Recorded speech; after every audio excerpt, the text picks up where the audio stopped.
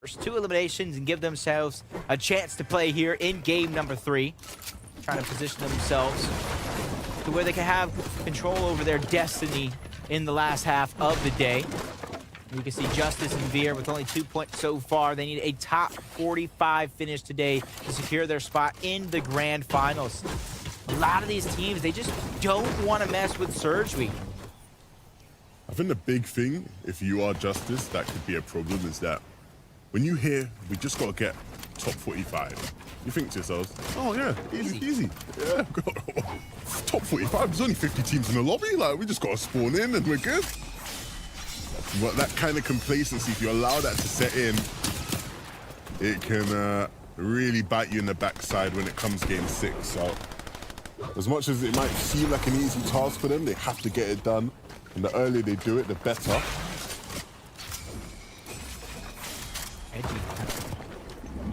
Getting ahead of himself. Probably doing some damage to Madden and Widow. Thinking he could finish it off by himself. But leaves Duke alone. Only for a few seconds before Pamsu and Fat spot him out as a solo, take him down. All within a matter of seconds. And you can see they're just towering over their opponents, Madden and Widow. And they want nothing of it. They got their elimination. They got their damage when it comes to Storm Surge. They're like, hey, let's just disengage. Let's try to play the rest of this one out. But with Zone pulling in their direction, Fast gets tagged up with that ODM and lost a ton of HP due to fall damage.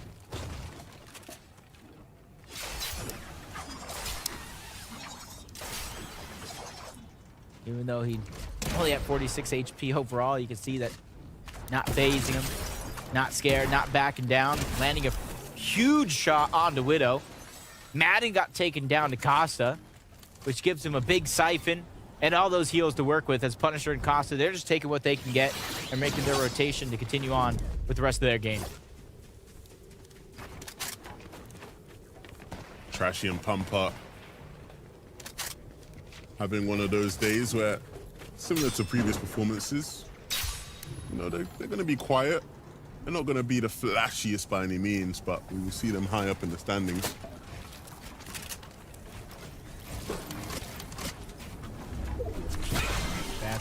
They finished off one of those teams.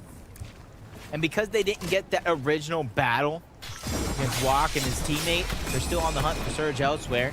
They started this one against Punisher and Costa. Now they're ready to finish this. Fast lands a huge shot. Taking a tag, only 42 damage, but that second one, that's going to be the blow that takes him down. 7 HP, his shot for shot's going to land on the Fatch. Forcing a moment here of stability, forcing Punisher back even more as Pamso is there to kind of lead the charge. Taking down Costa. Ooh, okay. But Punisher's not going down without a fight. 2 big shots making Pamso and Fat second guess this decision if they're going to try to finish this one off. This is so rough though, because another team's come in and that just makes it so much harder for Punisher. I thought for a moment a 1v2 was possible, but Zypher and On1 just going to make it so tough for him. Punisher eventually gets taken out. Yeah, it's Zypher that picks it up. That's a shame because Punisher, I can't lie, he's hitting some shots today. He keeps getting into these clutch situations and he's making me believe. I keep believing. He has my heart on strings right now, but again, we'll have to see them come back for game 4. In the case of Zypher and On1 though, they might just want to take the fight onto Pamsu. In fact, especially if they can hit some shots here. Zypher not trading damage in the way he probably would have liked, but On1's getting in, so I think this fight's about to happen. The ODM being whipped out now as well. This is On1. He's one of the best fighters in the game. Currently playing constant zone wars, constant situations just like this. And that's where he's getting that confidence from, but a well-played shot on Zypher. Instead of playing aggressive toe-to-toe, he's trying to use this moment to try to breathe, get the heals back up, so that way him and Zypher can fight even longer. Pamso holding his position on the high ground, just hunting, letting Fats do a lot of the dirty work, trying to displace his opponents, allowing him to steal away the pieces and land a decent shot on On1. But with the splashes, they hear him in the distance. HP going back up. Pamsu gets bull rush, bulldozed, taken down by On1 and Zypher yet again. Fast trying to use the ODM gear, but it's not going to be enough. On1 and Zypher going toe-to-toe with Pamsu and Fats, and they take him down. Yeah, they came in for the third party. They picked up the solo player that was left. They pick up the duo that was in the initial fight. These guys are confident as ever right now, and it works out for them. Brilliantly done. I think the big thing when you're going into these kind of fights is that you can't for a moment doubt yourself, right? You cannot for a moment doubt yourself, and these guys definitely don't. You mentioned there, right, how prominent they are in fights. Very confident players. They practice it every single day. And the proof's in the pudding. These guys are definitely a team you don't want to be fighting. Top 48s, top 12s. Well, Larry and Yomi need top 37 just to secure their spot in Surge Week. So even though they only got 14 points so far, they need to realize that it's the mental game that they're going to have to battle through in order to secure their points. And just like that in the feed, it's Bugha who actually does go down. Success after the last 2 games, possibly being cut short as limited braids and visuals, doing exactly what they'd done in that last game, build themselves a skyscraper in the sky and just go for Surge, especially since they did pull a relatively center zone. Yeah, Bugha going down in the feed definitely does put a spanner in the works. It was tough to see the first place team having some issues. Yeah, he's completely out. Knifer, not really with a chance to help him out. Maybe a reboot will come through though, and that definitely would give them a second chance at life. But again, here in game number 3, we're seeing some shake-ups. We didn't worry about them fighting at all. We didn't worry about them getting split up like this earlier on in the day. Now though, that is certainly happening.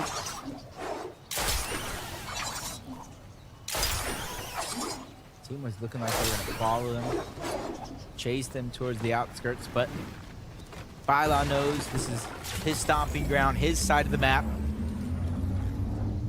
A lot of scraps left behind as well, especially the ones on the ground is holding Acorn. One of the first times we're seeing him here get busy, taking down Acro users shortly, looking like he's going to follow that trend as they just are right into the box, whether it's ramps or cones, they're just taking over left, right, and center.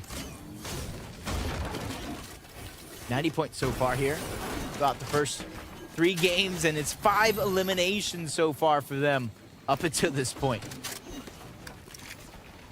I was watching Cold in some of the previous rounds of this qualifier, and watching him from his POV, it just reinforced to me that this guy is like the best. Like when you're looking at what NA has to offer and who are the best players around, to me, he is just unequivocally the best. He is the okay, let me not make any wild comparisons before I get myself in trouble, but he is just that guy. Let's say that. Smart move. You don't want all of NA with their pitchforks out hunting Levin down. Hey, I wouldn't want to mess with Levin if I was anybody else, as fierce and quirky. Going against Sentin and Favs. We're just trying to make it into those placement points. Top 40 now, top 25 is where you at least want your efforts to come in. That's where the placement points will begin to set in. From there, the majority of the placement points do reside into that top 15, with even more to grab. Precurior, though, position for Sentin and Favs. They're just fighting on the side of a mountain. The team is positioned above.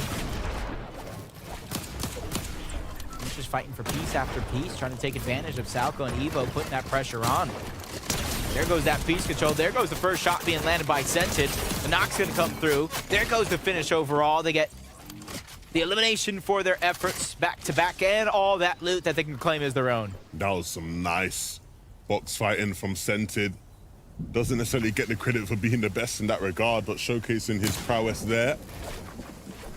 But I saw Bugha go down in the feed early on in this game, and they're our top team right now. I'm going to go ahead and throw it on over to Mini Miner to see who is daring enough to put out that flame. Minished and Sid, a team here that need a top 17 placement to get themselves into grand finals. So far today, they haven't been doing that well. They have been struggling a little bit with Storm Surge issues, so they think, you know what, let's rotate into the Citadel. Of course, we see here a little bit of a sketchy moment because, of course, they do decide to disengage, but this, of course, gets them the high ground, and this is where Bugha gets taken out, of course, by Sid. We see him doing the, of course, using the kinetic blade to get onto this elimination, pick up the refresh, and hopefully for them, this will sort out their Storm Surge problems.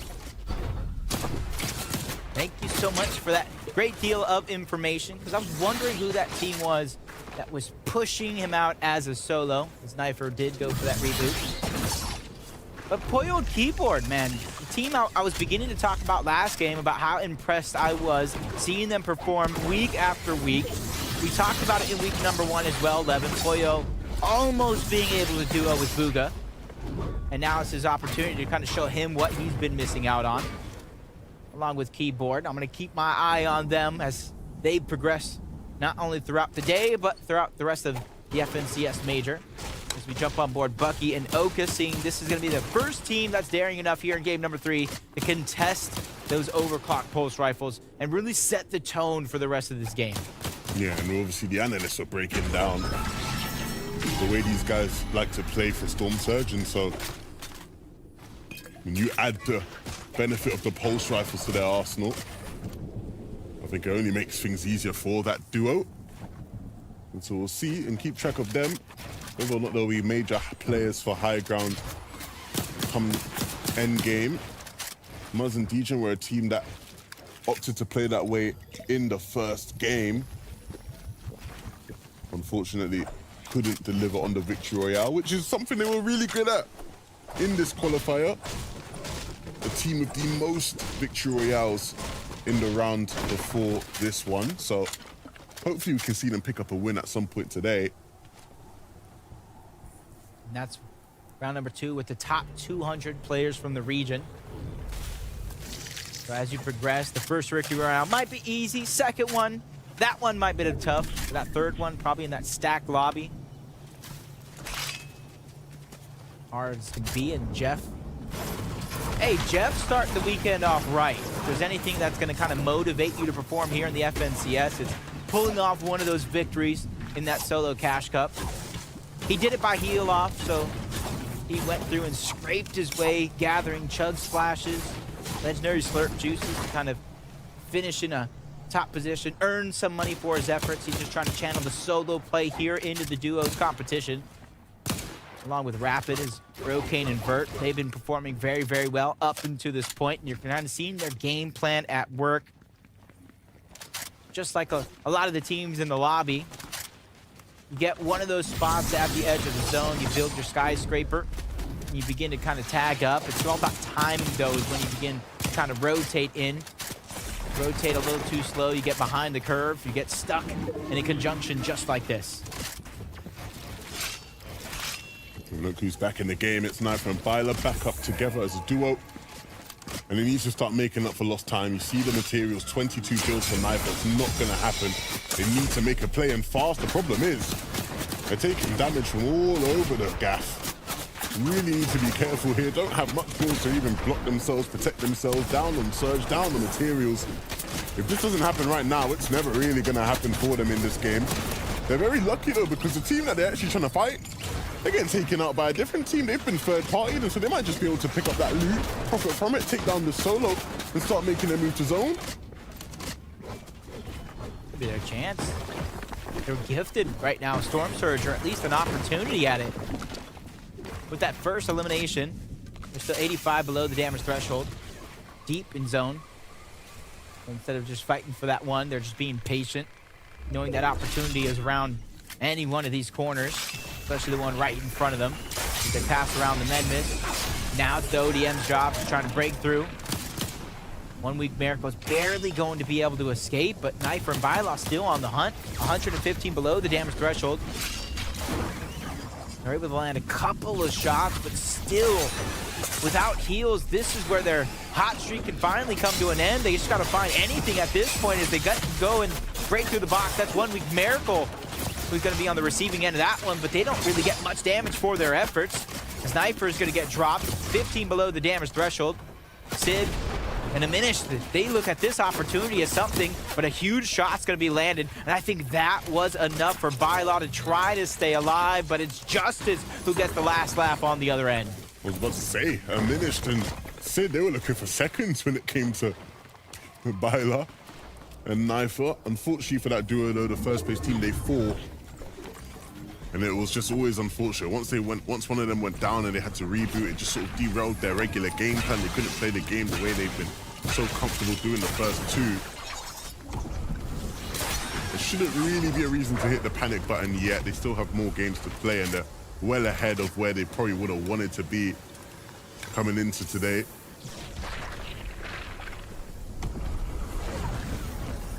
Fonte has 3 eliminations so far. Seeing how he was able to at least get first one on the Smite, second shot on the Larson, back-to-back eliminations. We go from one superstar team to another, Epicwell and Reet. Long journey from Mega City, but you see their loot has held them strong, 200 above the damage threshold, even though they're slowly falling below. They did just enough last these next couple of zones without having to make any miracle plays to find the damage. Acorn and Cold find themselves outside of the zone, but not having to worry about Storm Surge themselves.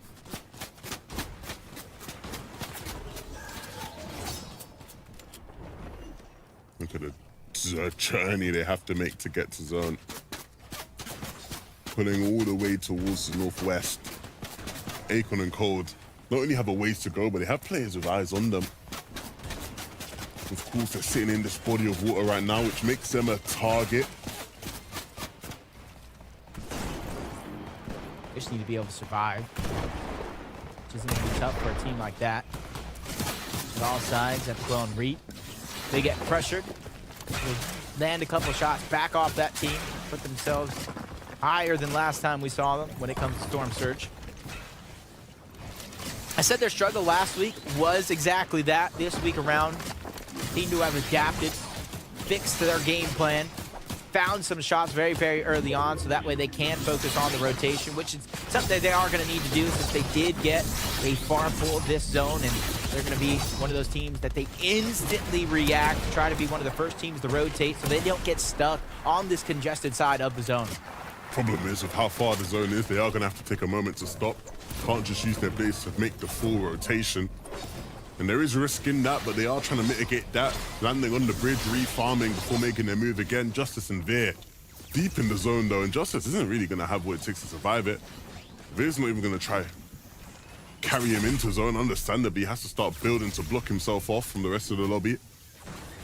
But down below on Surge, you've got to think this is the end for him. They go down, and that's not great because we know they are one of those teams that, again, cannot afford to just let this lobby pass by. They need to be thinking about where they're placing in the leaderboards to progress through the competition. Look at this. The east side of the zone, so congested. And of course, that 8th zone pulls all the way towards the west. Everybody has to cross right back across towards the Citadel. At least for them, even though they don't have rotation, they do have a shield bubble in their arsenal. That's going to help them with some of the shots along the way, but not the full distance. It's going to be tough as well. You add in the fact that they have to look for the damage when it comes to Storm Surge. Squaddle looking like he's just going through so much pain on the other side, trying to find it. As they spot Macwood and Kanata, the first team in their line of sight. And they're trying to break through the box and not have very many other choice in the matter, as so much damage has continuously been dealt. They're battling through Storm as well. And this is where they might look at this as a blessing in disguise with so many teams forced to make a similar rotation. They're trying to use this as an opportunity to find some cheeky shots. They don't land any onto Macwood, and it cost them everything. Nick is going to go down. Squad was forced to use his last slurp juice to try to stay alive, left down to just 2 minis, and they still haven't even found any damage when it comes to Storm Surge. Problem is, Jacob, we know at this stage in the game, it's so hard to hit shots for them. The best bet for you oftentimes is just going to be to try to jump in. But with everybody rotating in, there aren't those opportunities. Squaddles doesn't even have a kinetic blade to rotate in, so he's in the back of the zone, taking ticks left, right, and center. It's going to be left with 2 HP and eventually completely snuffed out of the lobby. Macwood just barely escaping a fight that they wanted no part of. But due to Storm Surge, sometimes you just don't have a say in the manner. Peterbot and Quanti barely above themselves, but being above is just enough for them as they kind of look down as the highest team in the ground. And this is a game to watch for them. In terms of, yeah, we know these guys are probably going to be playing in the grand finals. We've seen already today what they can do during the moving zones. Looking for height takes, chopping it down and building up. Can they hold on to it early on from first move? And like we see some of the best height teams in all of the world do. For Mu and Scare, their job is to just try and get towards that zone. And you can see the ODM gear being used to do that. Landing towards the front side, actually landing deep in the zone. Tanking a couple ticks just to prioritize the position. They didn't need a refresh because of material. They definitely need it now to try to pick up some heals, but with 28 points, it's going to be an interesting decision to make as placement itself is beginning to reward some players for staying alive to get into the top 25. Visual and Braid get pressured. As you hear the overclocked pulse rifle become a nightmare for some of these teams. They're going to connect Blade to what they think is safety, but just like some of the other teams in the same position, if it's not Storm Surge, it's the lack of materials forcing some altercations left, right, and center. Are you ever safe if Reet's on your layup? You can see now knocking on doors, nobody's answering, and they actually need Surge, just moving Surge right now. The games are stacked, the players need to start dealing damage. Reet and Epic, well, trying to rotate towards the zone, but they need to focus on hitting shots. This player's blocking them off, rotating in from congested side. So many different players in their way. And you're seeing how tough that rotation is. Epico gets punished as a result. He goes down. Reet's just down to 17 HP. Needs to use all the remainder of his heals. Yeah, because the zip line, it caused some confusion. Didn't really allow him to pop the slurp juice when he wanted. And he gets it just in the nick of time as Storm Surge almost taking him down, but he gets a second chance at life. And a shot being fired off the back of on one as Storm Surge deactivates. He's still under pressure from all angles. Huge shot being taken from the backside without any build, without any resources. He's really finding no other choice but to get to the first box he sees as on one under pressure from all angles. A lot of his build being expended, but with the dog being backed up in the corner, his bite is much bigger than his bark. That's one of the longest duels you'll see during the moving zones. It felt like nobody was taken out. Muzz finally being taken down. Vert and Roke once again rotating through, but they're down so low on Bills. Gonna have to try and make a play very, very shortly.